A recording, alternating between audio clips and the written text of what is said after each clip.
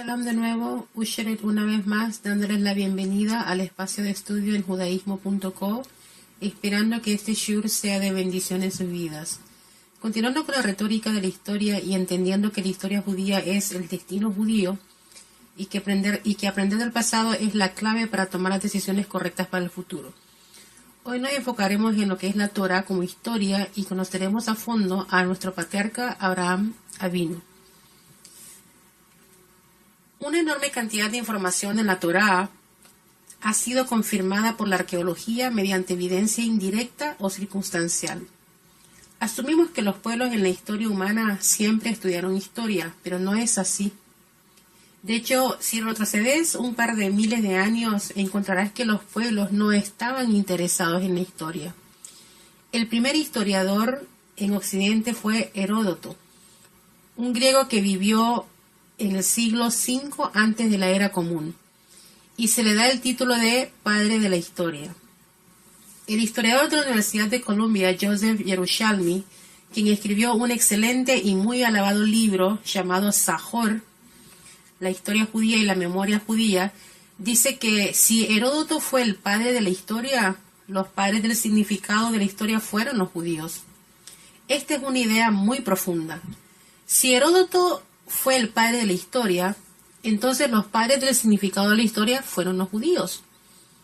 Primero, no solo que los judíos estaban registrando la historia desde mucho antes que Heródoto, sino que si bien él puede haber registrado los eventos, los judíos estaban buscando el significado profundo, y ese significado más profundo puede ser más y mejor encontrado en la Taná misma. La primera de las historias que examinaremos en esta serie data cerca de 1300 años antes de Heródoto. Es la historia de Abraham, que ocurrió cerca del siglo XVIII antes de la era común, o sea, aproximadamente 3700 años.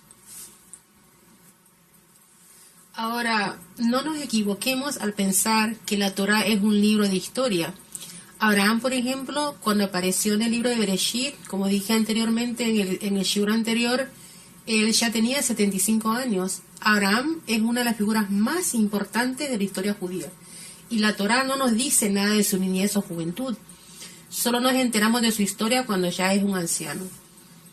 A la Torá no le interesa darnos todos esos detalles de la vida de Abraham. Solo le incumbe la historia como una enseñanza de las lecciones importantes de la vida. Antes que nada, es un libro de teología sobre la visión judía del mundo. Por consiguiente, se enfoca en la información básica que necesitamos saber. Hace un tiempo fue publicado un artículo en el periódico israelí Haaretz que criticaba a la Torá en términos arqueológicos. Y en la misma semana fue publicado en US News y World Report un artículo nada menos que en la portada, apoyando la precisión de la Torá en los hechos arqueológicos. Qué irónico, ¿no? ¿Por qué noticias tan diametralmente opuestas? Porque la arqueología es un campo muy complicado. Por eso hacen falta unas palabras de advertencia. La definición de arqueología es el descubrimiento e interpretación de los restos físicos de civilizaciones y pueblos previos. Ten en cuenta que dentro de esta definición está la palabra interpretación. La forma en que un arqueólogo interpreta el significado de un hallazgo particular puede ser muy diferente a la interpretación de otro arqueólogo sobre el mismo acontecimiento. Las inclinaciones del arqueólogo van a afectar la forma en que interpreta la información, obviamente. La arqueología no es una ciencia exacta. Cuando un arqueólogo encuentra una roca, por ejemplo, una vasija o una pieza de una construcción, él trata de decidir qué significa. El hallazgo no tiene nada etiquetado, a menos que sea un documento escrito. Y hasta los documentos escritos están abiertos a interpretación. Entonces, cuando la gente hace afirmaciones sobre lo que la arqueología dice o no dice, debe ser muy cuidadoso, porque las tendencias del arqueólogo afectan la forma en que él interpreta la información. Al respecto de los primeros libros de la Torá, hay poca evidencia directa de sus personajes. Sin embargo, hay una enorme cantidad de evidencia indirecta o circunstancial. Nombres, lugares, contratos comerciales, contratos de matrimonio, patrones migratorios. una enorme cantidad de información en la Torá ha sido confirmada por la arqueología. Esto es en relación a los primeros libros de la Torá. Pero una vez que llegamos a los libros posteriores, como el libro de Reyes, por ejemplo, hay excelente evidencia directa, registros escritos de otros emperadores, etc. Pero los primeros eventos están más o menos en un vacío, por decirlo así, histórico. Y desafortunadamente también es un vacío arqueológico. Recuerda que lo mismo que aplica en una corte aplica en la arqueología. La falta de evidencia no es evidencia de falta.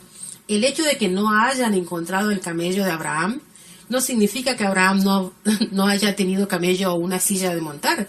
Y de hecho hay una gran cantidad de evidencia circunstancial que afirma la historicidad básica de la Torá. La arqueología no prueba definitivamente la Torá, pero tampoco la desacredita. De hecho, cuanto más encontramos, más vemos que hay una cantidad tremenda de historicidad en el texto. En resumen, la Torá no es un libro de historia, pero contiene historia, contiene cultura, que están más o menos confirmadas por la arqueología. Es un libro de enseñanza y es la forma ideal para aprender lecciones. Entonces, tenemos que poner especial atención a lo que está pasando en la Torá. Los actos de los padres son una señal para los hijos. Este es un dicho judío muy conocido por Nachmanides. No fue el único que lo dijo. ¿Qué quiso decir? No podemos apreciar la historia judía ni la de ningún otro pueblo sin entender el contexto en el cual se desarrolla. En los siguientes minutos vamos a inmiscuirnos en el mundo en el que nació el primer judío, Abraham. Entendiendo a Abraham, el prototipo judío, se puede entender lo que es un judío. La historia judía no ocurre en el vacío. La historia de ningún pueblo ocurre así. Por eso, antes de mirar más de cerca a Abraham, primero debemos analizar el lugar que ocupa Abraham en el mundo de su tiempo. Abraham aparece en un periodo de tiempo conocido como la Edad de Bronce Media, aproximadamente en el siglo XVIII antes de la Era Común. Las primeras civilizaciones estaban caracterizadas por el metal que más utilizaban. La Edad de Bronce Media en el Oriente Próximo incluye el periodo de tiempo entre 2200 antes de la Era Común y 1550 de la Era Común. Mientras que la mayoría de los antropólogos cree que los homínidos, o sea, los predecesores del ser humano, se originaron en África. La civilización humana comenzó en el Oriente Próximo, en la Mesopotamia, que es donde Abraham nació. Cuando decimos civilización, estamos hablando de gente viviendo junta en organizaciones sofisticadas, no de simples asentamientos de cazadores, recolectores o agricultores, ni de un grupo pequeño de gente viviendo en las cabañas. Hace cerca de 5.500 años, en el Oriente Próximo, hubo una evolución dramática de la humanidad. Pasó de ser principalmente nómada cazadora, recolectora, pueblos que pasaban el día entero buscando comida, a pueblos que eran capaces de domesticar el ganado y cultivar la tierra. Esto significa que podían criar animales para comerlos, o utilizar su leche y sus cueros y arar la tierra para cultivarla. Cuando ocurrió esto, hubo un excedente de comida, lo que llevó al crecimiento de la población. La gente tenía tiempo para hacer algo más que buscar comida constantemente. Comenzaron a especializarse en diferentes tipos de labores, artesanos, intelectuales, sacerdotes y guerreros.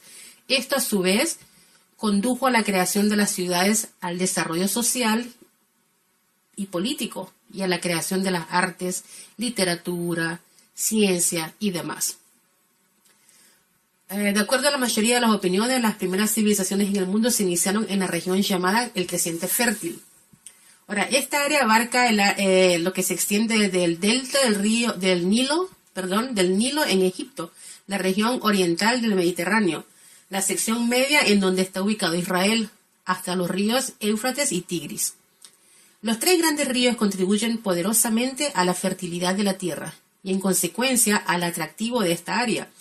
El Nilo es un río increíble, es el río más extenso del mundo, de hecho. De no ser por el Nilo, Egipto hubiera sido un desierto. En tiempos antiguos, el 3% de Egipto era cultivable y el 97% restante era desierto. También el Éufrates y el Tigris son dos grandiosos ríos, recorren lo que hoy en día es Irak y Turquía, si no estoy equivocado. Lo que los historiadores han llamado Mesopotamia, que en griego significa entre medio de dos ríos. Hay algo de debate respecto al lugar en donde apareció la primera civilización, si en Egipto o en Mesopotamia, específicamente la sección de la Mesopotamia llamada Sumer. Pero nosotros estamos seguros de que la primera marca de la civilización, la escritura, se originó en Mesopotamia. Aunque hoy lo damos por sentado, la escritura fue una invención tremenda.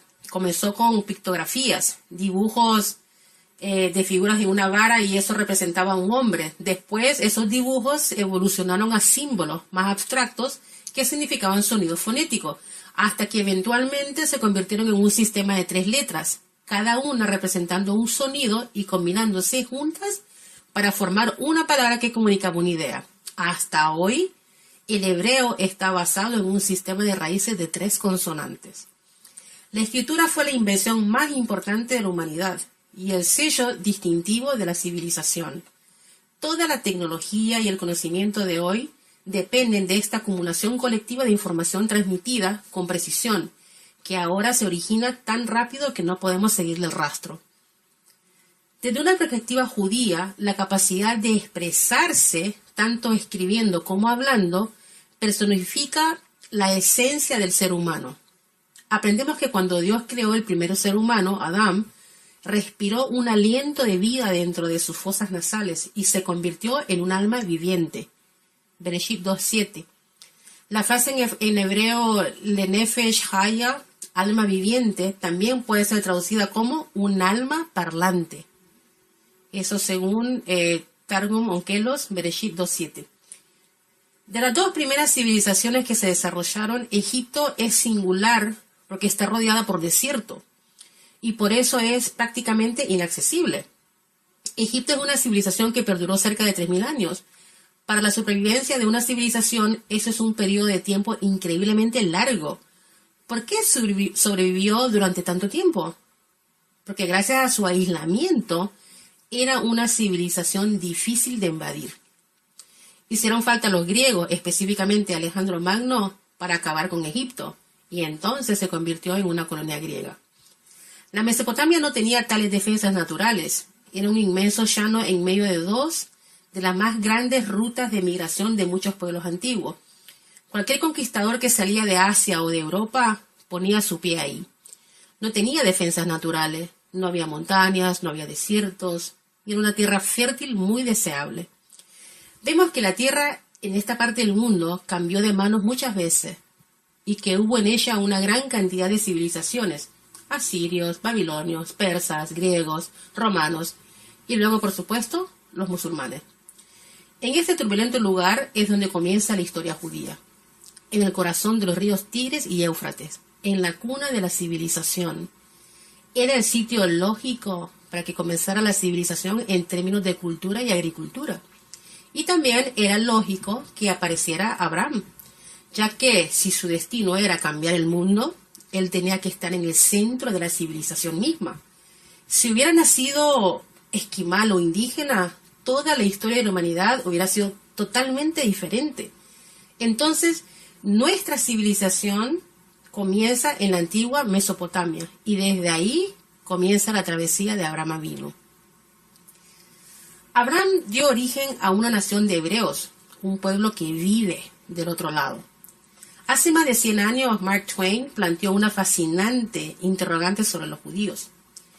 Dijo así: si las estadísticas son correctas, los judíos constituyen el 1% de la raza humana.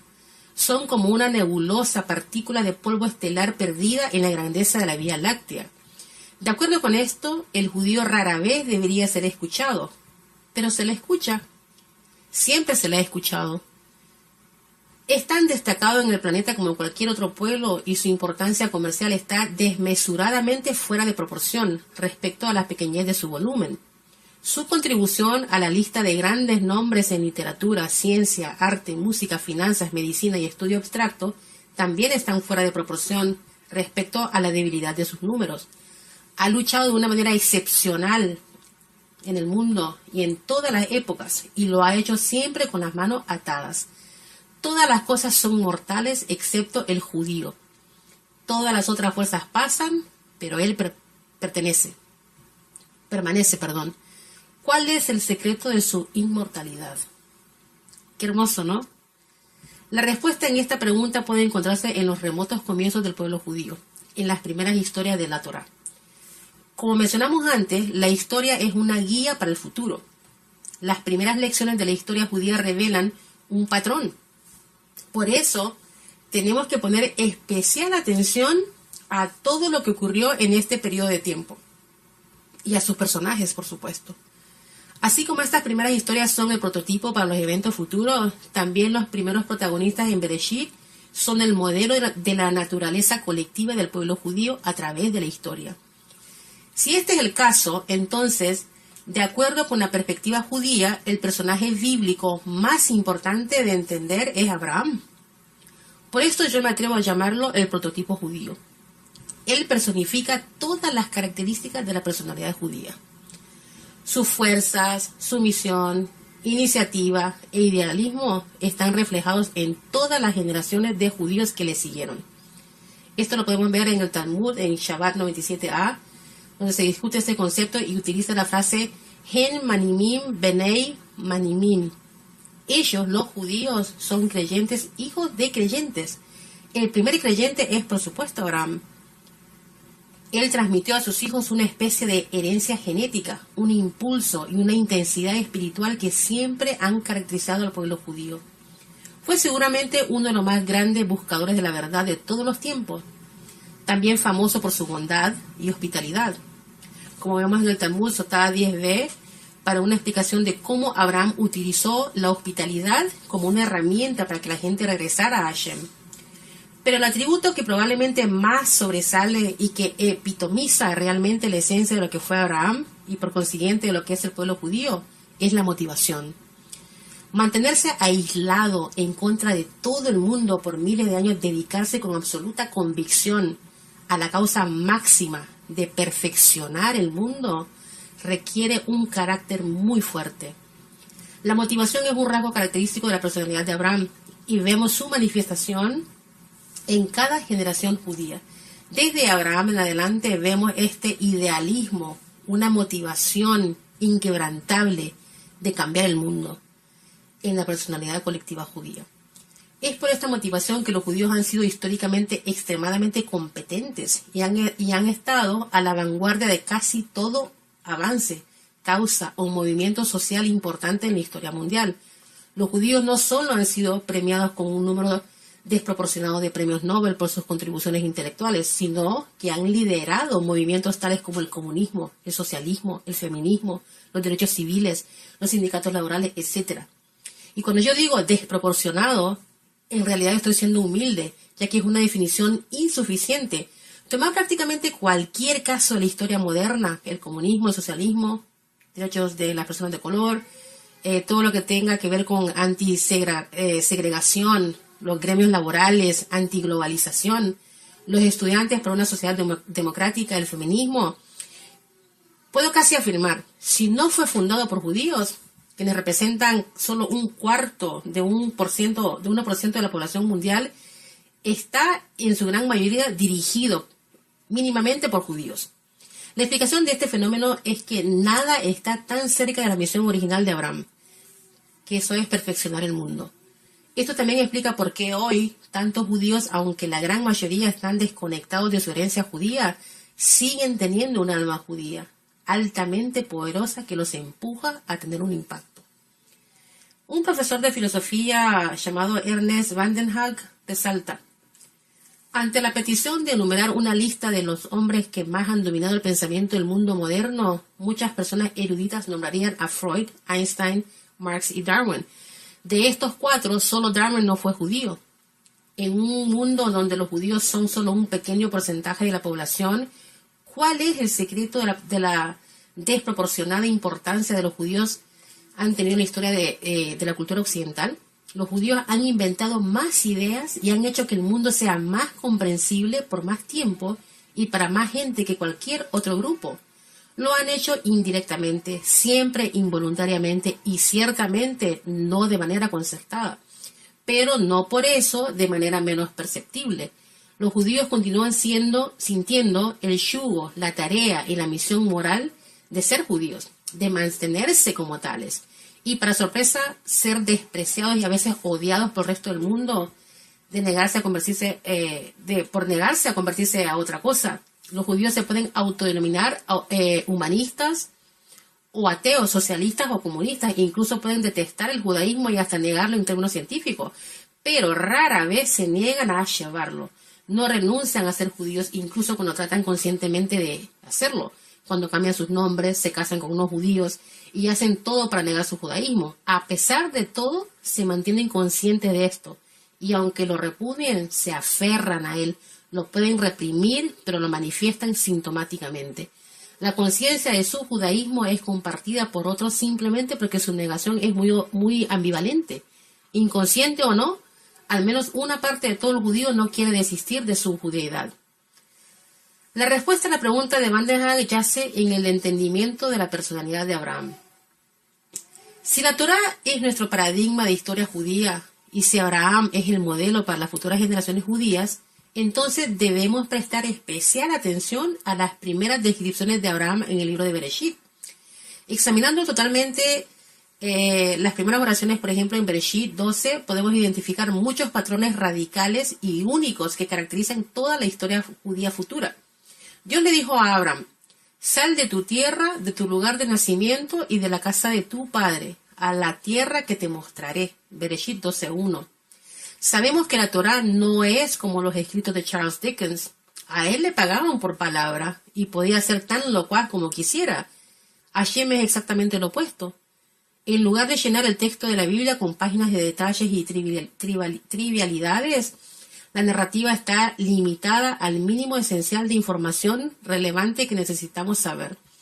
Entonces, la pregunta que debemos hacer es: ¿por qué Hashem, quien escatima tanto las palabras en toda la Biblia, repite esta orden tan enfáticamente? Sepárate por completo, no solo de tu tierra, sino de tu lugar de nacimiento y de la casa de tu padre. Si creciste en una casa específica por un cierto tiempo, ese lugar siempre será un hogar para vos. Cuando piensas en tu casa, no importa dónde vayas o dónde hayas vivido, después y cuán cómodo hayas estado, siempre vas a pensar en esa casa como tu hogar. Hay una conexión muy profunda. Entonces Dios le dijo a Abraham: sepárate en el nivel emocional más básico. Más notable desde una perspectiva macroscósmica e histórica, Dios le está diciéndole a Abraham y por consiguiente al pueblo judío: aléjate completamente y ve en una dirección diferente. Dios está embarcando a Abraham en una travesía que no es simplemente física, es una travesía a través de la historia, que será diferente a la de cualquier otra persona. Abraham se va a convertir en el padre de una nación única, con un destino único, una nación que permanece aislada y no es reconocida entre las demás. Venido al 23:9. Como ya mencionamos, vemos que este concepto de los judíos como una nación única se manifiesta en el doble estándar que se le aplica constantemente a Israel hoy día. En esta primera oración vemos que Dios no solo le ordena a Abraham dejar a su tierra natal, sino ir a un pedazo de tierra en particular que más adelante sería conocido como la tierra de Israel. Esta es la primera promesa de tierra a Abraham y a sus descendientes. Desde este punto en adelante veremos que hay una relación especial entre la tierra de Israel y los judíos, y ese es el segundo aspecto único de la historia judía.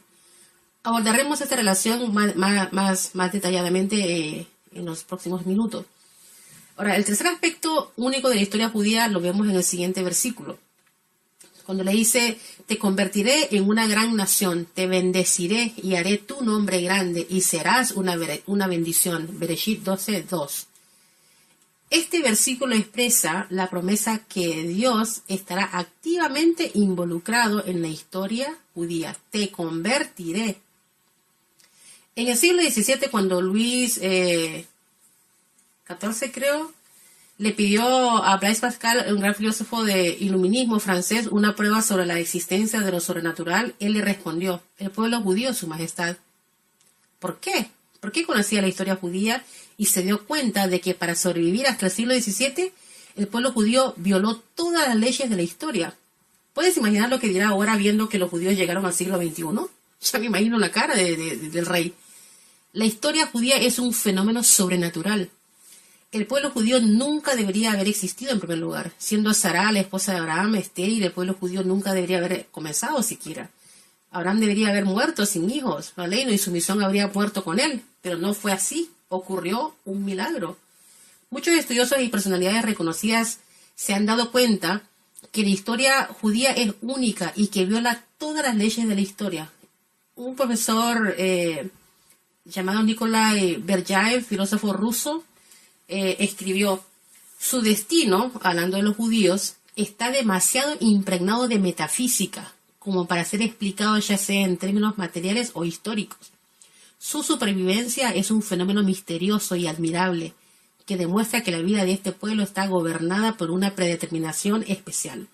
La supervivencia de los judíos, su resistencia a la destrucción, su resistencia a condiciones absolutamente peculiares y el rol desventurado que jugaron en la historia, todo esto apunta a las particulares y misteriosas bases de su destino. De esta manera aprendemos que el pueblo judío nació de manera milagrosa y sobrevivió durante toda la historia de manera milagrosa, dejando atrás incluso a los imperios más poderosos. Las cosas que le ocurren a los judíos no les ocurren a otros pueblos. Esto es porque los judíos son una nación con una misión única, con una historia única. Una nación cuyo rol es tan esencial que no se les permite desaparecer. Vivir por 2000 años como una nación sin una tierra propia no es normal. Es único en la historia humana. Restablecer como tierra natal, el lugar que fue tuyo hace 2000 años no es normal. No tiene precedentes en la historia humana.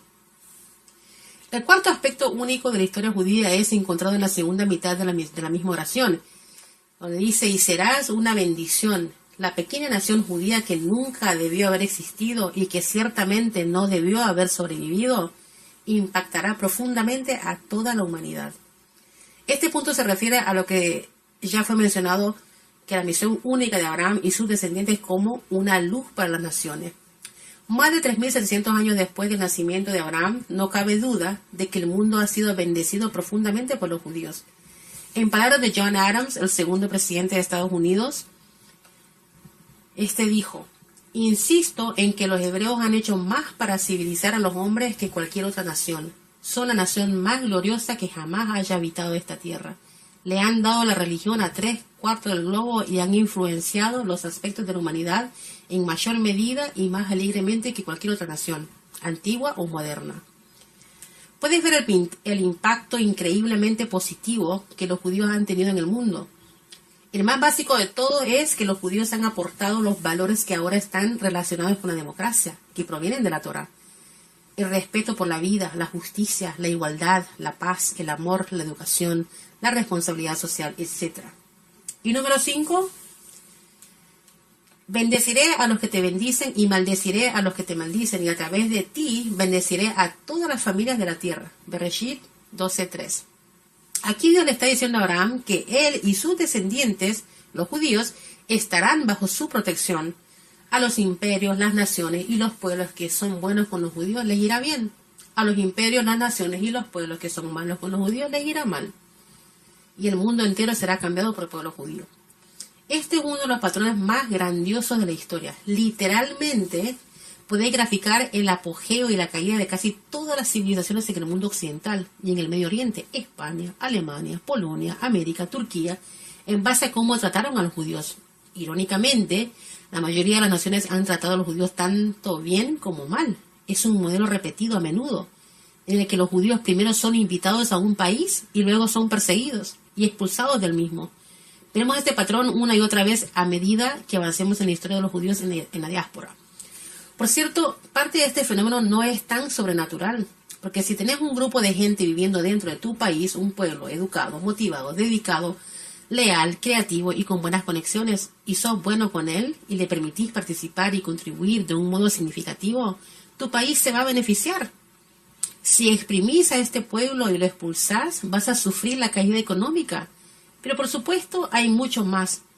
En las palabras de Thomas Newton, el obispo de Bristol, dijo: La preservación de los judíos es realmente uno de los actos más indicativos e ilustrativos de los actos de la providencia divina. Y que si no, un poder sobrenatural pudo haberlos preservado de tal manera como ninguna otra nación sobre la tierra ha sido preservada. La providencia de Dios es tan destacable en la destrucción de sus enemigos como en la preservación del pueblo judío. Vemos que los grandes imperios que en un momento dominaron y oprimieron al pueblo de Dios, todos terminaron en la ruina. Y si tal ha sido el final fatal de los enemigos opresores de los judíos, que sirva como una advertencia a todos los que en algún momento, en alguna ocasión, están por elevarse y comenzar su persecución. Entonces tenemos un patrón final. El apogeo y la caída de las naciones e imperios dependerá directamente de cómo traten a los judíos, lo que es una idea impresionante y que claramente se puede demostrar en la historia humana. De estos 3 versículos en Bereshit vemos los patrones fundamentales claves de toda la historia judía. La travesía de Abraham es un paradigma. Su vida personal y la vida de sus descendientes inmediatos van a ser una mini versión, o sea, un microcosmos de lo que es la historia judía. En el siguiente segmento voy a intentar hacer el estudio un poco más interactivo, dándole a cada uno de ustedes la oportunidad de contestar algunas interrogantes que les haré al inicio del estudio. Y verán cómo son contestadas con fuentes fidedignas. Shavua Tov, y de nuevo, muchas bendiciones para todos ustedes.